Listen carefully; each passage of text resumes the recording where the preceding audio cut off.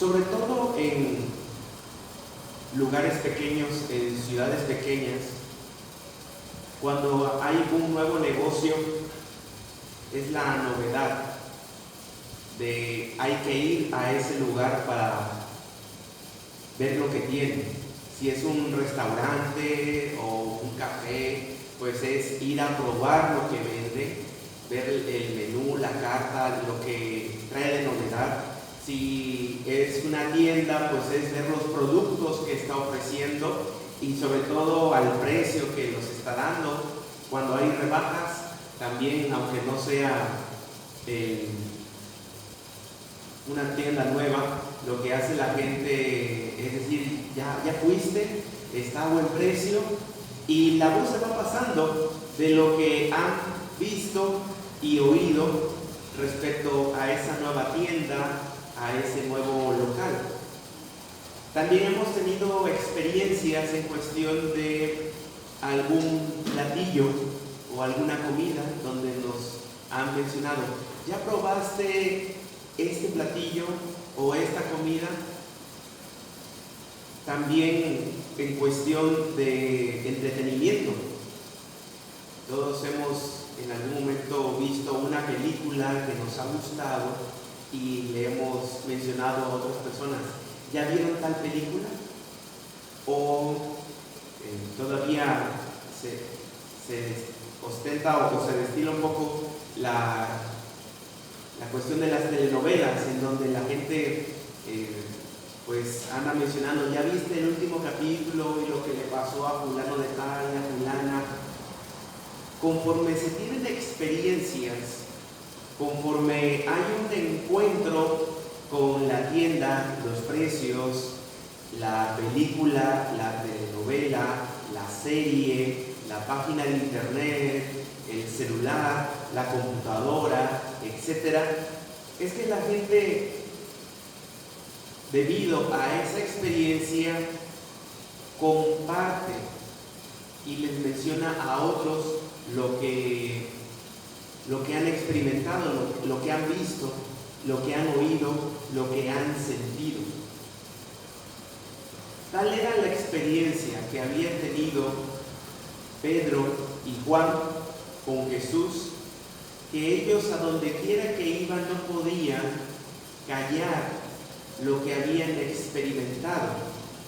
Pero ante el testimonio que están dando Pedro y Juan de su experiencia con Jesús, tenemos a los que uno pensaría que no serían los opositores. Sería algo así como en nuestro tiempo que uno empezara a hablar de la experiencia que ha tenido con Jesús, de cómo Jesús ha no solo bendecido, sino Él ha dado sentido a nuestra vida, propósito, de que Él es la razón de nuestro vivir, que en Jesús tenemos vida eterna, etc. Y que los pastores, los curas, los diáconos, los ancianos, los líderes de la iglesia, de las diferentes iglesias, se juntaran y nos empezaran a prohibir hacer eso. Algo así estaba pasando en el tiempo de Pedro y Juan, que nos encontramos aquí en el capítulo 4 de Hechos. Los religiosos, los líderes del judaísmo y los diferentes sectores estaban incomodados con lo que estaban diciendo y haciendo Pedro y Juan. ¿Por qué? Se nos habla que después de que Pedro y Juan sanaron a este hombre, que era una persona lisiada de nacimiento, era una persona coja y que ya tenía más de 40 años, que lo llevaban a la entrada del templo y que ahí pedía limosna. Quienes les están impidiendo, juntos los saduceos, los líderes religiosos que se mencionan en el capítulo 4, la familia de los sumos sacerdotes, los sacerdotes, conformaban el Sanedrín o el concilio. Eran como la máxima autoridad en cuestión religiosa, y para ellos les incomodaba lo que estaban haciendo Pedro y Juan, o lo que habían hecho. ¿Por qué? Hablando de los saduceos, era un grupo religioso que no creía en la resurrección de los muertos y no creía en los milagros. Se podría decir que eran como los liberales, los no ortodoxos, los no conservadores, los no supersticiosos, los más educados del tiempo de Jesús y del tiempo de los apóstoles. Los saduceos eran personas que no creían en los milagros, no creían en la resurrección.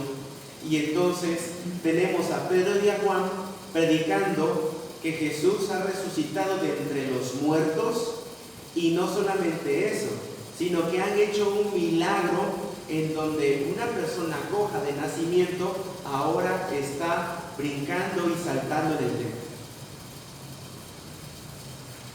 Para ellos, el concepto y la idea que tenían de Dios y de la religión no se amoldaba a lo que estaban haciendo Pedro y Juan, ni a lo que habían hecho. Ellos tenían un concepto, una idea de cómo es la religión, de cómo es Dios, y conforme a esa idea que tenían, querían no solamente conducirse ellos, sino que todos los demás se conducieran, sino que todos los demás tuvieran esa idea de Dios y vivieran ese tipo de religión en donde los muertos no resucitan, donde no hay milagros. Por otro lado tenemos los sacerdotes y los escribas, las personas que conocían las escrituras, pero que también ministraban y hacían las ofrendas, los sacrificios, estaban a cargo de administrar todo esto. Y tenemos a un hombre que en el capítulo anterior, en Hechos capítulo 3, dice el versículo 2: y era traído un hombre cojo de nacimiento. ¿Se habían puesto a pensar que esta persona que es coja de nacimiento, cómo llegaba al templo? ¿Quién lo ponía ahí? ¿Por qué lo ponía ahí? Si era una persona coja y no podía valerse por sí misma, otros tenían que hacerse cargo de él. Pero curiosamente, en lugar de hacerse cargo de él, se aprovechaban de él. Lo ponían para que pidiera limosna. No sabemos si esta persona se aprovechaban de él en el sentido de que todo lo que le daban, los que lo llevaban y lo ponían ahí, se quedaron con ese dinero. Pero lo que sí podemos deducir o inferir es que los que administraban el templo hasta cierto punto tenían un acuerdo con esta persona que se ponía ahí o que lo ponían ahí, porque ellos eran los que estaban a cargo de todo esto. ¿Quiénes eran los que vendían en el área del templo? ¿Quiénes eran los que llegaban y cambiaban el dinero? Los que estaban a cargo de los animales que se ofrecían y también de los que se llegaban a poner a pedir limosna.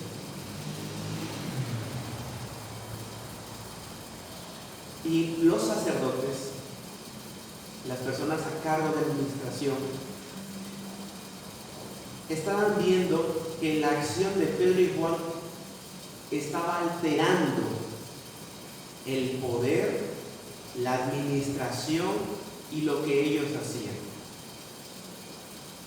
Es decir, estaban unos revoltosos causando desorden en el orden que ellos tenían, conforme a su plan, conforme a su manera de vivir la religión.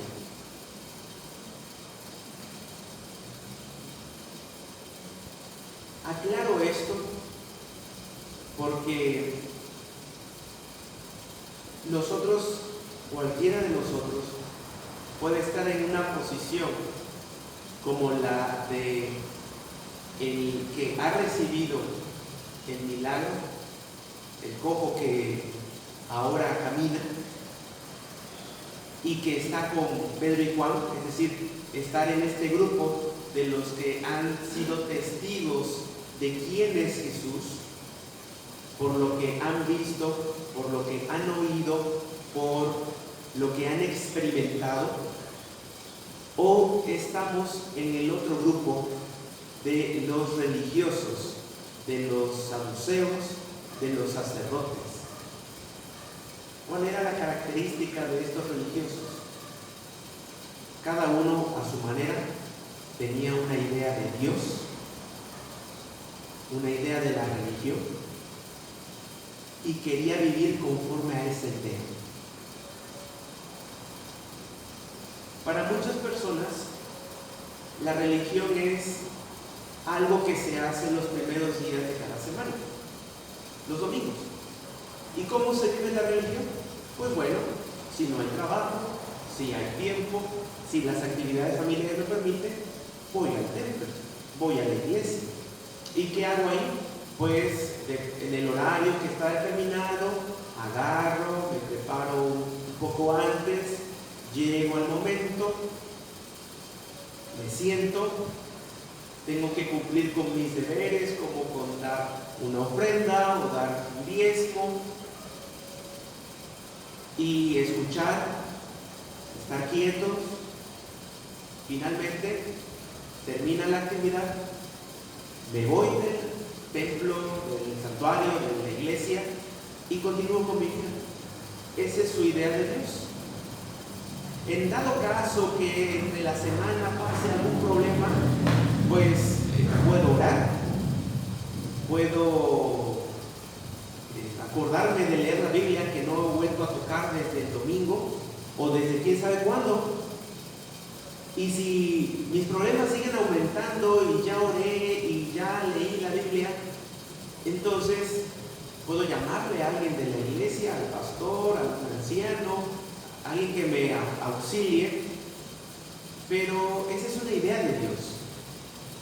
Y en esta idea de Dios y en este concepto de la religión, no hay necesidad de estar leyendo la Biblia todos los días. Uno no tiene por qué estar haciendo más de lo que ya describí, como ir al templo el domingo y nada más. Este es un concepto de Dios, una idea de Dios. Pero así estaban los del Sanedrín. Tenían una idea de Dios y no querían que esa idea de Dios cambiara. Tenían un concepto o una idea de la religión y no querían que esa idea religiosa cambiara. Ellos se sentían a gusto con su religión, se sentían a gusto con su manera de relacionarse, según ellos, con Dios. ¿Y cómo era? Pues haciendo cosas según me convenga y según yo me sienta a gusto.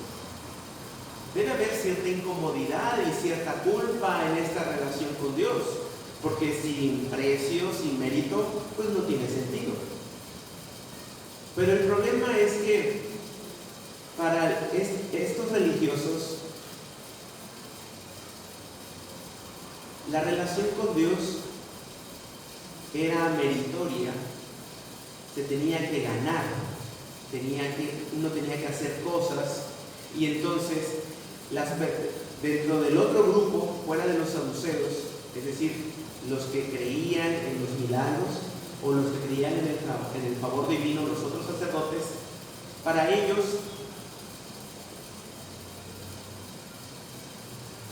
era el favor de Dios lo obtienen aquellos que han cumplido los mandamientos, aquellos que cumplen las reglas, aquellos que se portan bien y aquellos que no están bajo el castigo y la maldición de Dios.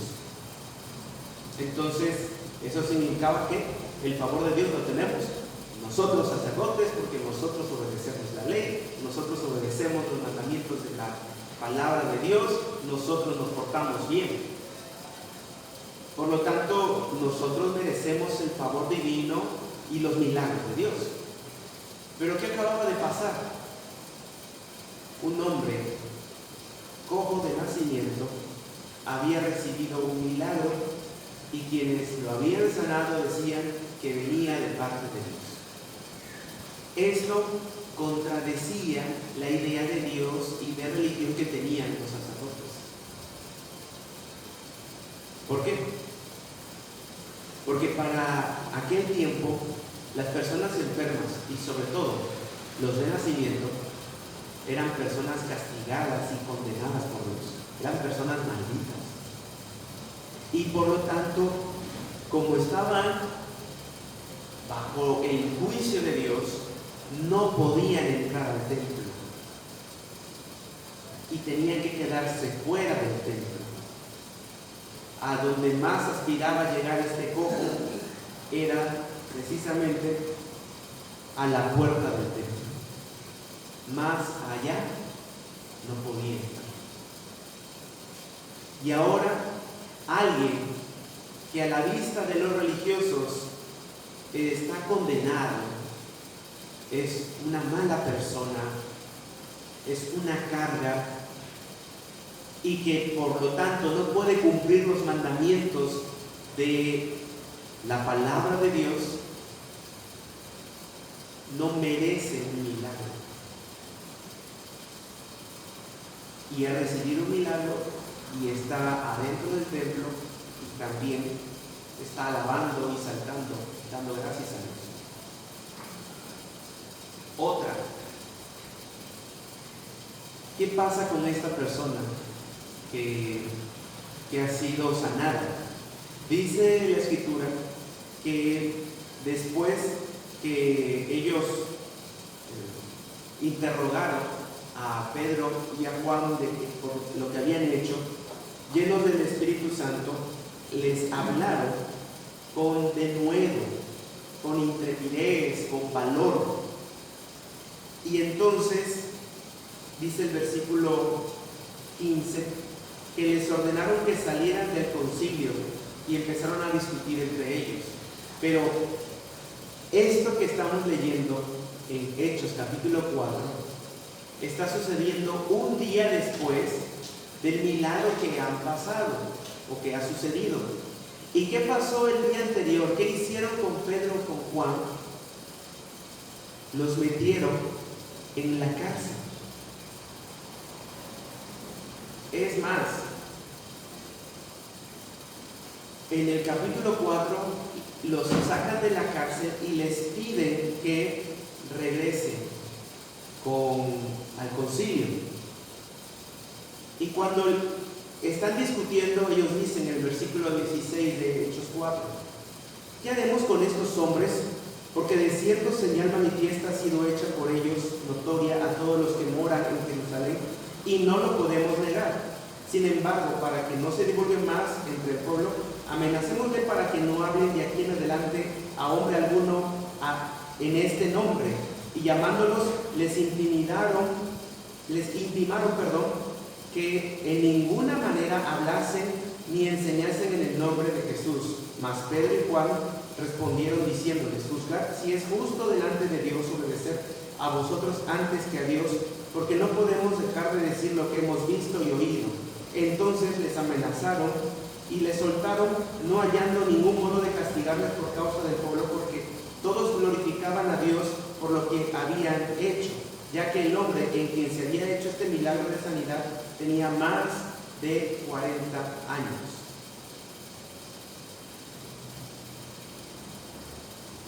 Se sentían conflictuados por la idea que estaba confrontada en ese momento. Y versículos antes, en el versículo 14, dice la Escritura: y viendo al hombre que había sido sanado, que estaba en pie con ellos, no podían decir nada en contra. Es decir, recreamos los hechos. Un día van a la oración, al templo, está un hombre pidiendo limosna, y Pedro le dice, no tengo oro ni plata, pero de lo que tengo te doy, en el nombre de Jesús, levántate. La persona es sanada, entran al templo, Jesús habla del Evangelio, es decir, de quién es Jesús, de lo que hizo y de que en ningún otro hay salvación, que Él es el Mesías, que Él es el profeta prometido, el rey prometido, el sacerdote prometido. Y entonces los sacerdotes diciendo que hay un mejor sacerdote que les va a quitar el trabajo, y los líderes religiosos diciendo que hay un rey y que les va a quitar el poder, y los estudiosos, los religiosos diciendo, oyendo que hay un profeta que trae palabra de Dios y que es una palabra mejor que la que ellos han recibido, no les convenía eso. Los mandan a la cárcel. No sabemos exactamente si solamente metieron a la cárcel a Pedro y a Juan. El texto explícitamente dice que metieron a la cárcel a Pedro y a Juan. Pero en el capítulo 4, después de que los han sacado de la cárcel, tenemos ahí al hombre que había sido sanado. Esta persona sanada quiso ir a la cárcel con Pedro y con Juan. No lo sabemos, no lo dice la Biblia. Lo que sí sabemos es que estaba con ellos, y por lo que dice el texto y como siguen desarrollándose la historia de Hechos, él creyó, él experimentó la obra de Jesús en su vida y prefirió estar y quedarse con Pedro y con Juan. ¿Por qué? Porque Pedro y Juan habían visto y oído y experimentado la presencia de Jesús. Al grado que cuando les prohíben no hablar de Jesús, cuando les dicen no hablen de ese nombre, ellos dicen no podemos callar lo que hemos vivido.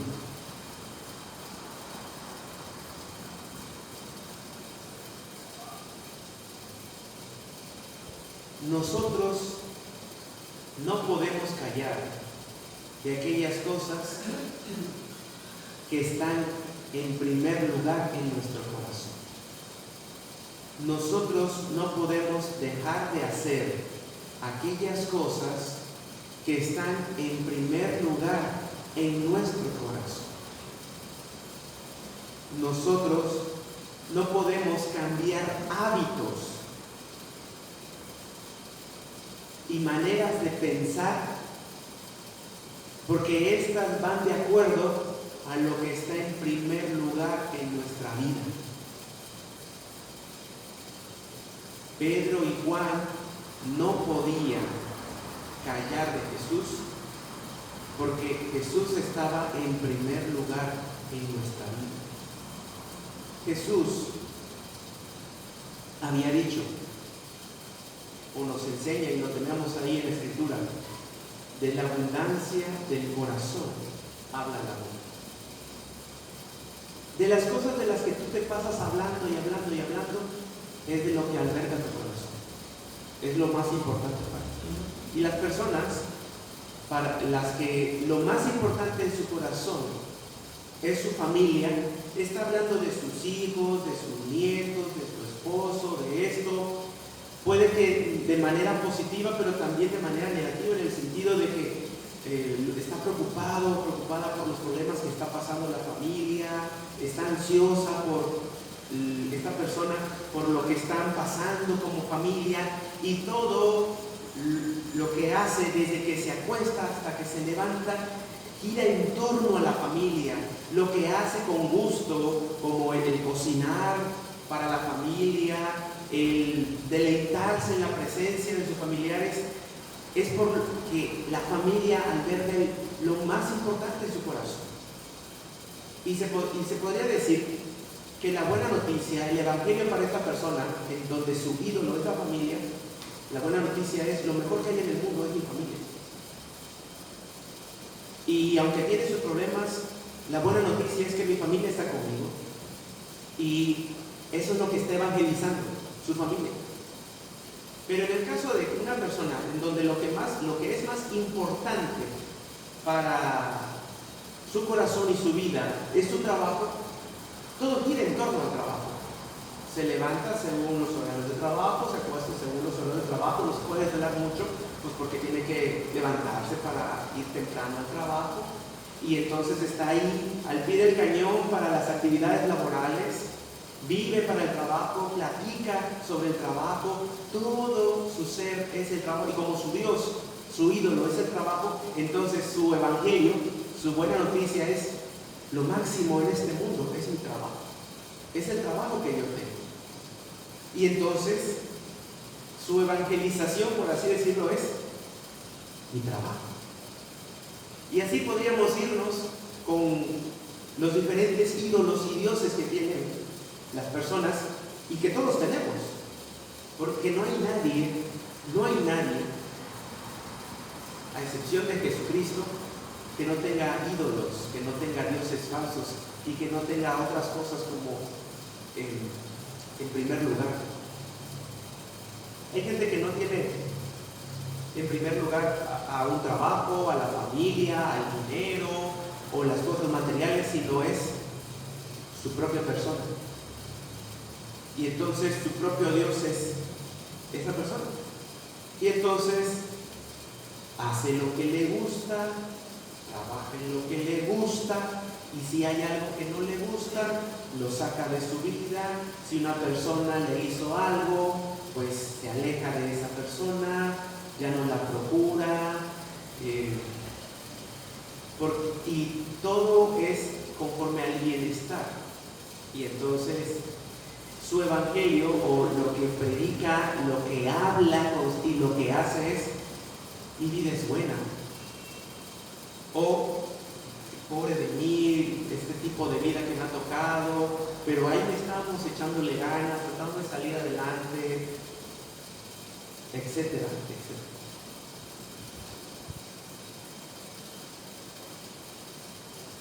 En algún momento, Pedro y Juan tenían un ídolo. En el caso de Juan, era su familia. Ahí vemos a su mamá, incluso con los discípulos, intercediendo con Jesús, diciéndole: vas a poner a mi hijo ya sea a tu derecha o a tu izquierda.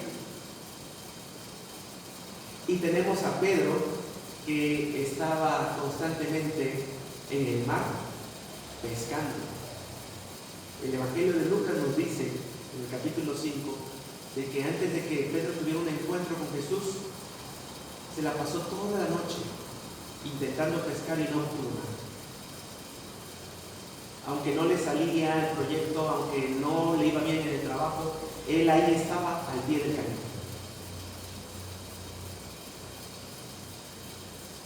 Pero Jesús le dice a Pedro: te haré pescador de hombres. Y le dice a Juan: sígueme. Pedro y Juan tuvieron un encuentro con Jesús. Y entonces es Jesús el que cambia ese ídolo del trabajo, ese ídolo de la familia. Y entonces ahora ellos no pueden callar de quién es Jesús. Al grado que Hechos 4:13 dice: entonces, viendo el denuedo de Pedro y Juan, y sabiendo que eran hombres sin letras y del vulgo, se maravillaban y les reconocían que habían estado con Jesús. De lo que tú haces, de lo que tú hablas, de cómo te comportas, dice de con quién has estado. Y ya sabemos, o vamos aprendiendo conforme leemos la Biblia, quién es Jesús, qué hizo Jesús, qué enseñó Jesús. Y si pasamos tiempo con Él, entonces seremos personas que cuando nos ofenden, perdonamos; cuando nos desean mal, bendecimos; cuando estamos pasando adversidades, oramos, confiamos en Dios y no podemos callar de quién es Jesús. Pero cuando lo más importante son otras cosas, de esas cosas es lo que no podemos callar. Y entonces la gente se da cuenta y dice: esta persona ciertamente se la ha pasado todo el día viendo la tele. De eso habla. Esta persona ciertamente se la pasa todo el día en el celular. Ahí está con la cabeza agachada viendo el celular. Esta persona todo el día se la pasa trabajando, ni siquiera está en la casa. La gente se da cuenta de con quiénes estamos y qué hacemos y quién es nuestro Dios. Maneras en las que nosotros podemos empezar a pasar tiempo con Jesús. Leyendo la Escritura, leyendo el Nuevo Testamento, leyendo los Evangelios, una y otra vez, buscando comunión con Él, aprendiendo más de Él, pidiendo la guía de su Espíritu y queriendo tener esa presencia y esa experiencia con Jesús. Es el comienzo para que después nosotros, en lugar de estar evangelizando y hablando de las redes sociales, de las series, del restaurante, del trabajo, de la familia, etcétera, etcétera, no podamos parar de hablar de Jesús. Pero para ello tenemos que tener ese encuentro con Él, en donde reconozcamos lo que Pedro dijo: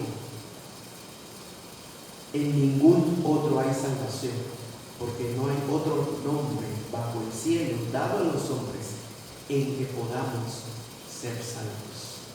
Para esto es reconocer nuestra condición y nuestra necesidad de salvación. En tanto nos sintamos a gusto con nuestra vida, no vamos a necesitar de un Salvador. Nuestro Salvador va a ser la familia, el trabajo, el celular, etc. Y ahí vamos a invertir nuestro tiempo y nuestro corazón. Pero leyendo la Escritura podremos conocer más a Jesús. Y es mi oración y el deseo de Dios que podamos tener ese encuentro acercándonos a Cristo. Amén.